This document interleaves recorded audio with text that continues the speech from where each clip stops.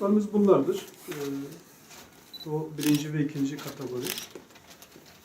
Buradaki üçüncü kategori ve Peygamberimizin hayatı, Efendimizin hayatı da üçüncü, dördüncü kategori.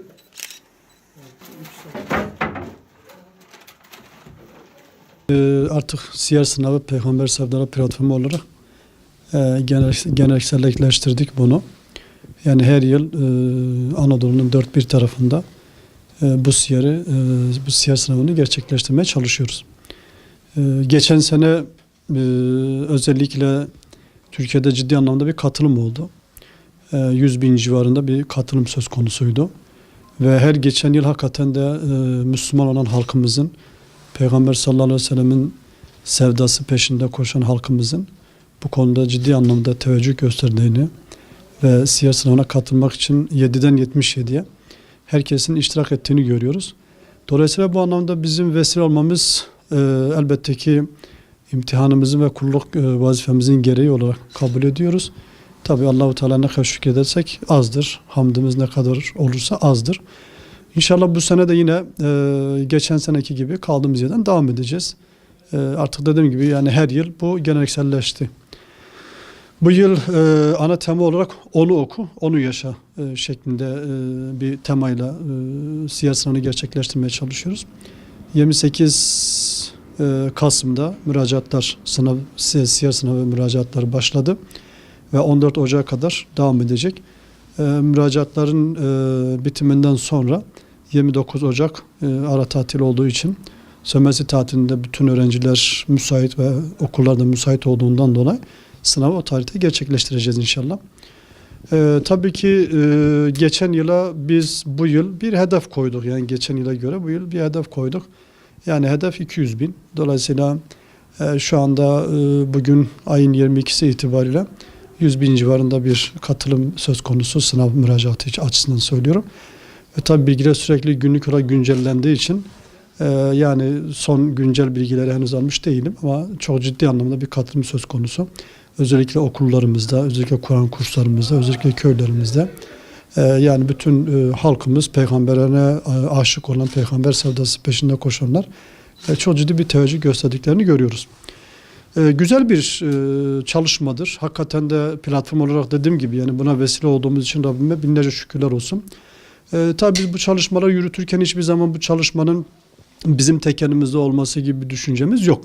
Yani İslami endişe anlamında peygamber aşkını halka haykırma ve ifade etme anlamında tüm İslami camiaların böyle bir çalışma yürütmesinde biz katkıda da bulunuyoruz.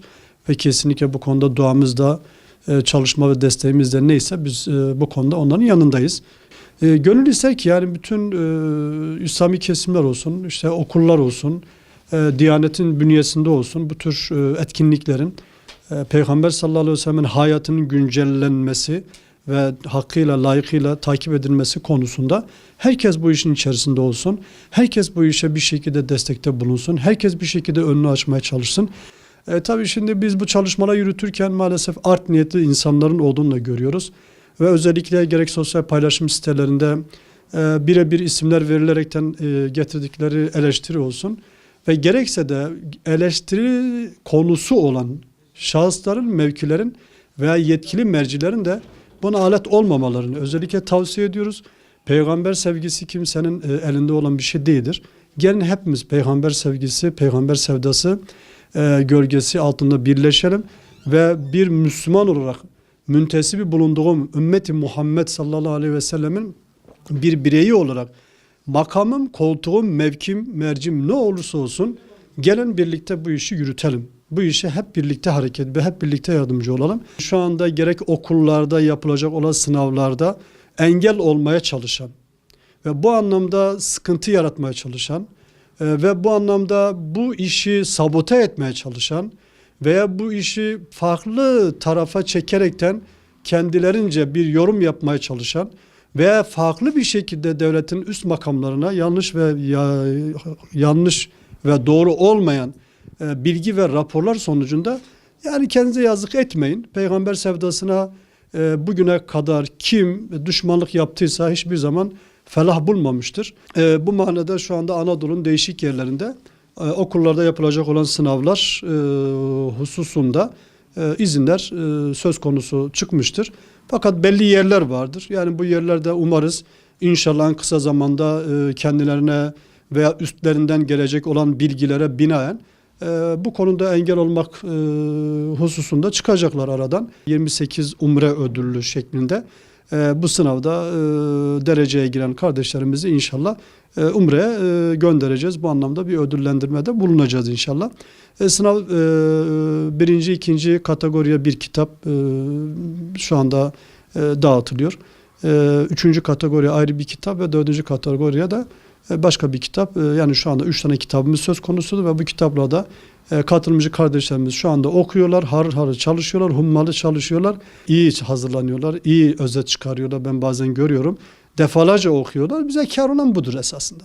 Yani dediğim gibi yani sınav olsun, sınavdaki ödül olsun sadece işin bir aksesuarıdır. Ama neden olmasın? Bu işin biz rıza-i ilahi çerçevesinde yapmaya çalışırken de birileri de bu anlamda bize böyle bir ödül verse neden olmasın? Ve güzel bir şeydir. İnşallah onu da bu sene gerçekleştirmeye çalışacağız.